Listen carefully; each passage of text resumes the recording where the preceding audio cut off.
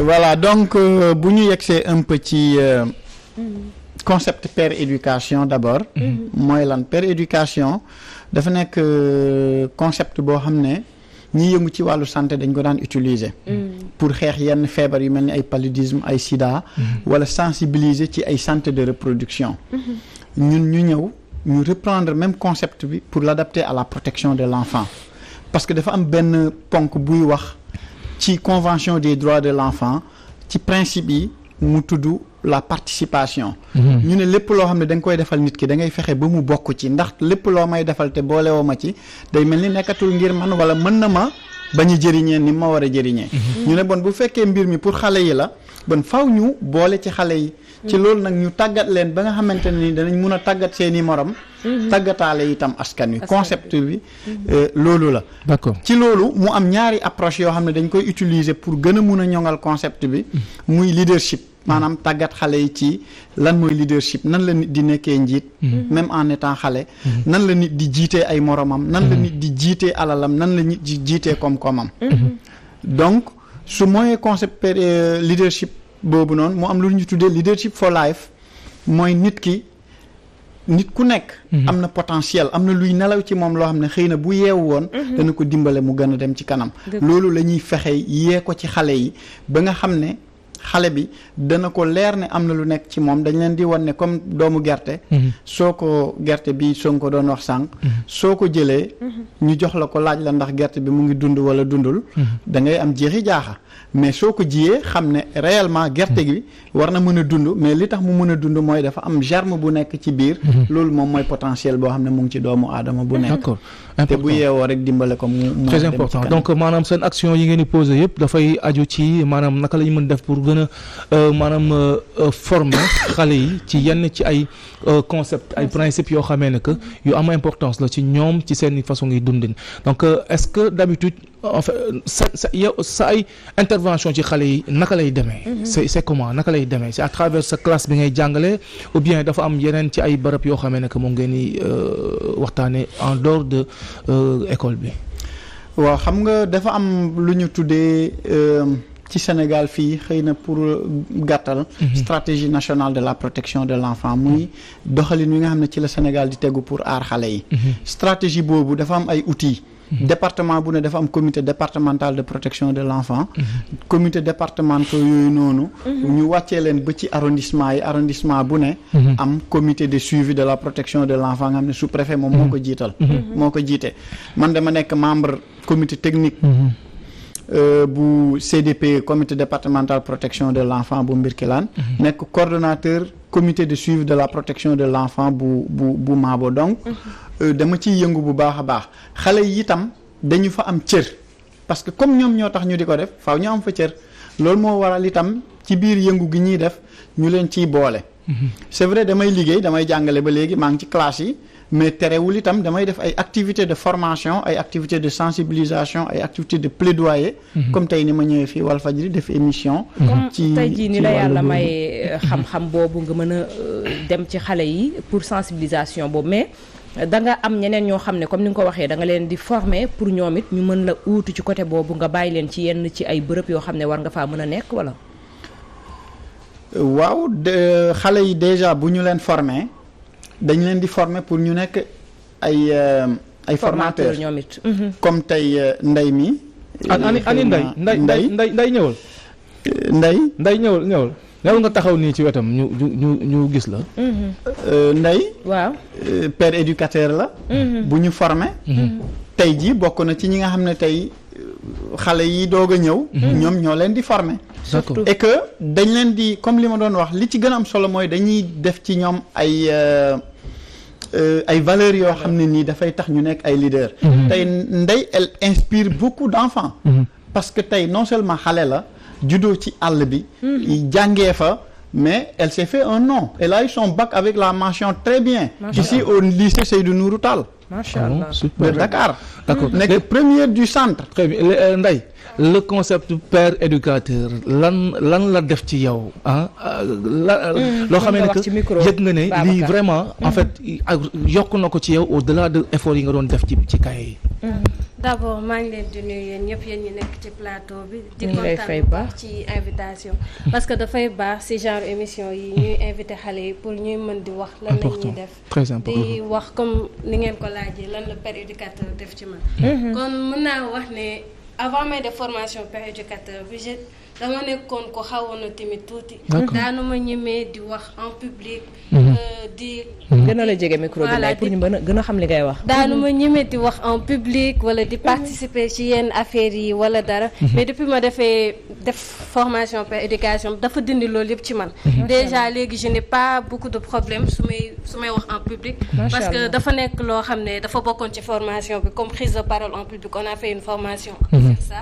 te aussi di jël ay initiative wala dara parce que ci formation bi tamit amoon na lu ñuy tuddee leadership for life. dafay développer potentiel bi nekk ci ñun léegi comme par exemple suñu amee benn affaire duñu xaar kenn ci dara ñun ñooy jëlal suñu bopp initiative bi di ko defal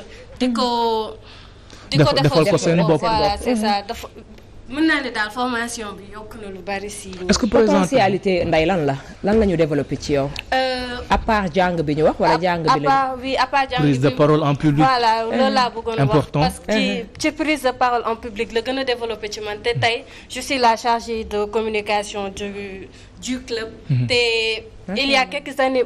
nekkul woon loo xam ne xalaatoon naa ne dinaa ko mën a def te léegi je n'ai pas de problème sur ça. d'accord est-ce que présentement yaa ngi faral di gis sa ay morom yoo xamee ne que ñu ngi ci même situation bi nga nekkoon et lan nga leen di digal présentement pour ñu gën a mën a en fait xool naka la ñuy mën a. li ñuy wax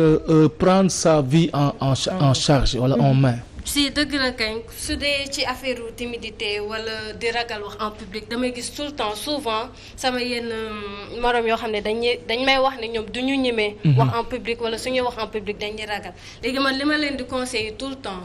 c'est que ñu am confiance si li ñuy wax gëm seen bopp xam ne ils ont des choses à dire te waruñu koo ragal parce que tout le monde a des choses à dire te ku nekk balaa nga koy wax il faut nga gëm sa bopp et après voilà ça va venir naturellement et aussi di bañ a ragal di participer ci yenn affaires yi parce que soo toogee sa côté rek après nga ne du ma participer ci dara di nga bëgg wax mais doo ko mën parce que da ngay ragal te ragal boobu day des sa bopp tout le temps. donc yaa ngi ci xam nga li neex ci mbir mi mooy lan c'est-à-dire ça incite à la citoyenneté c'est-à-dire xale bi au-delà du fait que moom mu nekk ku bëgg jàng di jàngi nga xamal ko boppam ba pare xamal ko réewam xamal ko yi nga xamee moom mooy yi mu war a gàlloo balaa muy àddu jëmale ci mbir parce que aussi coro wax neex na trop am foo waxee neex na waaye xam li nga war a wax parce que wax yoon na da ngay commencer par wax voilà da ngay commencer par un point A pour aboutir à un point Z par exemple donc il faut impérativement que maanaam balaa ngay wax nga xam exactement organiser sa bopp ba pare te loolu noonu moom mooy li genre monsieur doguma la on a une jeune fille boo xam ne elle a été à Bruxelles pour représenter le Sénégal et l'Afrique à un forum international sur les violences faites aux enfants. Super. bi mu demee bi muy wax dañ ma woo téléphone ne ma est-ce que réellement fii bi dañ ko préparer et tout ma ne leen non. préparation nekkoon à l'avance. dafa nekk koo xam ne dafa yàgg sur le terrain d'ailleurs loolu moo waral sax choix bi. ma ne leen bu fekkoon tànn la vaut mieux ma tànn sama doom wala samay doomu goro wala. mais koo xam dafa war a teewal réew lëmm. continent lëmm. dafa war a nekk koo xam ne bu demee dañ koy naw et bi muy wax dañ ko doon yundu. macha allah je pourrais après vous passer les vidéos. bi ñu moo interpellé ma ne leen def leen une conférence de presse ak moom. ñu def conférence de presse internationale avec 28 journalistes ñu tiim ko di ko poser ay questions mais c'était vraiment éblouissant. D'accord léegi au-delà du terme leadership. ci lan ngay tàggataat xale yi parce que donc wax kese nekkul àdduna. donte suñu borom kun fayakun la wax. xam nga donc wax la àdduna sosoo mais maanaam au-delà du fait que ñu wax li xam moom mooy leadership. ak yan ci ay branche. pour formation bi dañ koy gën concentrer ci protection de l'enfant ñu xam lan mooy le contexte d'abord lan moo indi ñu war ci wax ñu xam le cadre juridique de la protection de l'enfant ñu xam itam définition conceptuelle yi lan lay concept yi nga xam ne ñoom ñoo ëmb protection de l'enfant lan la lan mooy forme de violence yi nga xam ne xale yi dañ koy dund loolu ñoom ñoo koy ci ay atelier ñoo koy définir seen bopp parce que violence yi xale yi maabo di dund mun na wute ak violence yi nga xam ne ñoom la xale yi Kolda yi di dund wala feneen ak feneen donc fu ma ci dem ak ay outils dañuy liggéey xale yi génnee forme de violence yooyu noonu proposer aussi ay solutions pour ñoom buñ ko doon saafara lan lañ koy saafara bu ko defee nag ñu doog ko jébbal kilifa yi parce que dafa am li may wax ne ñun suñuy politique li koy échoué loo mooy ñaar bi ci njëkk mooy problème mu approche dañu am problème mu approche soo demee ci anglais dañ lay wax ne la ñaari approche ñoo am bottom up ak top down top down mooy li nga xam ne dañ koy toggee ci kaw kilifa yi koy toggee ci kaw rek wàcceel ko askan wi bu ñëwee mu bees ci ñoom dañuy am problème loolu bëri Sénégal bu fekkee nag bët la bottom up mooy li nga xam dañ koy tabaxee ci suuf ak askan wi parce que ñoom ñoo ko moom ñu tabax ko yéegal ko ci kaw jox leen ko ñu jël ci ay motuwaay buñ ko wàccee waatee pour ñu doxal ko dañ ciy gis seen bopp donc xale yi aussi buñ bëggee saafara seeni mbir faw ñu boole leen ci mbir mi laaj leen seen xalaat ñu joxe ko ba pare bu yéegee ci kilifa yi nag ñu jàngataat ko buñ ko delloosee saafara foog naa dina mun a macha allah bu fekkee Ndeye taxawaay bi xam naa day metti est-ce que duñ la bàyyi nga delluwaat ñu eggale waxtaan bi ak ki nga xam ne moom moo di Babacar di la jaajëfal rek di la wax ni la foofu rek ngeen ko jàpp foofu la macha allah mais Babacar bu ñu ñëwee dina nekk xëy na liggéey boo xam ne dina difficile par rapport ak li nga xam ne moom moo di gox ak goxaat yoo xam ne dafa ute ngeen bëgg a dem samp loolu est-ce que di ngeen am loo xam ne ni moom moo di jàppale ci ñi nga xam ne ni ñoom ñoo di ci ñi toogee ci côté commune bi waaye itam ñi toogee ci ville yi nga xam ne ni tey jii ñoom ñoo leen war a ubbil bunt pour ngeen mën a liggéey bi nga xam ne bëgg ngeen ko ci xale yi waaw wax dëgg neex yàlla am nañu njàppandal autorité locale yi ak autorité administrative yi wax naa leen ne leen am na ay kuréel yu ñu samp muy CDPE di CSPE ci village yi aussi dañ fay samp ay comité villageois de protection de l'enfant macha allah di ko topp naam nag doxeewul comme ni ma koy waxee nii ci département yëpp wax dëgg neex yàlla mais ñun dañ ci jël suñu matuwaay suñu farlu d'abord commencé woon ko ci arrondissement bi di ko lawal ba léegi ci CDPE bi law na fa au niveau département parce que ak appui yenn partenaires yi aussi ñu ngi mun di installer kuréel yooyu ñuy wax ci wàllu ay activités itam depuis 2 ans dem nañ convaincre collectivités locales yi ba ñu commencé di ci appuyer ma di ci gërëmaale le maire de Mabo le maire sortant wax dëgg yàlla def na ci liggéey bu am solo mais les partenaires aussi yi nga xam ne ñu ngi yëngu ci wàllu protection de l'enfant surtout que pour ne pas faire de la publicité y a l'ONG World Vision bi nga xam ne pratiquement ñun mooy suñu principal collaborateur laay wax sax lépp lu ñuy def même formation xale yi en père éducation moom moo koy jël en charge te tey le club des pères éducateurs de Mabo a produit un clip de plaidoyer sur la protection de l'enfant un clip international boo xam ne même les bailleurs de World Vision l'utilisent pour convaincre leurs partenaires. Macha Allah. Mais est-ce que duñu dem ba souvent man souvent j'aime trop parler de leadership de développement personnel entre autres mais est-ce que ça yéen a ngi bàyyiwaale xel un peu valeur yi nga xamee ne que Sénégal am nañ ko ci li ñu doon wax tout à l'heure maanaam souvent ndaw mën na emmagasiner ba yëg boppam ba après donc il remet toujours en question li nga xamee moom mooy li ko cosaan ngi tegal ci xam nga est-ce que yéen a ngi bàyyi xel aussi allier un peu donc la dimension sociétale sinon culturelle réalité culturelle yu Sénégal bu ngeen ni inculquer booy yi le terme waaw merci li ngay wax nii lu am solo la dañ ci tenir compte bu baax parce que xale yi au-delà de formation yi ñu leen defal yépp itam dafa am lu ñu tuddee socialisation maanaam ñu xam ne dafa am ci société bi ñu bokk société boobu dafa am ay ponk yu ko téye te dañ ko war a sàmm wax nga fii ne ñoom ci formation bi li nga dégg am na notion de citoyenneté et de civisme aussi donc yooyu yëpp dañ koy tenir en compte pour jox la benn exemple li ñuy def man mbir mu nekk rek su ma ciy dugg damay fexe ba muy méngoo ak suma diine suma cosaan ak suma aada moom laay wax nit ñi ne leen léeg-léeg récemment j'ai formé 40 élus locaux sur le circuit de signalement comme ni ma koy defee ak xale yi di ko def itam ak ay kilifa diine di leen ci tàggat donc dañu am collaboration bu franche aussi ak kilifa diine yi parce que man am na question yoo xam ne bu taxawee damay dem ci kilifa diine yi waxtaan ak ñoom ne leen lii ak lii ak lii ak lii nu ko diine gisee ñu ne ma nii la ko gisee ak nii ak nii ak nii su ma ñëwee bu fekkente ne nii tey dafa nekk loo xam ne bu ñu ko doxaloon ni ñu ko bëgg a doxalee du méngoo ak suñu diine ak suñu cosaan ak suñu aada ñu fexe ba mu méngoo ak moom d'ailleurs bi may formé ay kilifa diine damay génne ay saar yoo xam ne nii ci alxuraan di wax lu war a tax ñu aar xale lu war a tax ñu fonk xale bu ko defee ñu xam ne lii diine da cee wax très bien au-delà de ça ñu ñëw ci wàllu histoire y a la charte du Mandé la charte de Kourou Kafagan boo xam ne c'est en 1236 tey la déclaration universelle des droits de l'homme bi nga xam ne moom la juriste yi di wax wala tubaab yi di ko wax ñu naan ñu ay tubaab yee ko fi indi nangama man damay wax souvent tubaab yi ne leen parce que j'ai eu à collaborer à partager donc avec de grands experts des Nations Unies Philippe Jaffé nga xam ne aujourd'hui moom mooy le président de la convention des droits de l'enfant au niveau international Jan Hopwood bi nga xam ne nekkoon na coordonnateur UNICEF pendant près de 35 ans ñoo ma formé ñoo ma defal suma certification en protection de l'enfant à l'Institut international des droits de l'enfant de Genève donc damay toog ak ñoom di leen wax ne déclaration universelle boobu ngeen di wax da ngeen naa si yër charte du Mandé xam ne ñun africain dañu sàggan bu ñu amee dara duñ ko jox cër ngeen jël ko gis njëriñ li mu am ngeen tëggaat ko adapté ko indi di ñu ko joxaat ñun nit ñu loolu mooy seen défaut ngeen baal ñu dama saalum si ne leen dañu am ay richesse yoo xam ne parfois wala ay potentialité yoo xam ne duñ ko fonk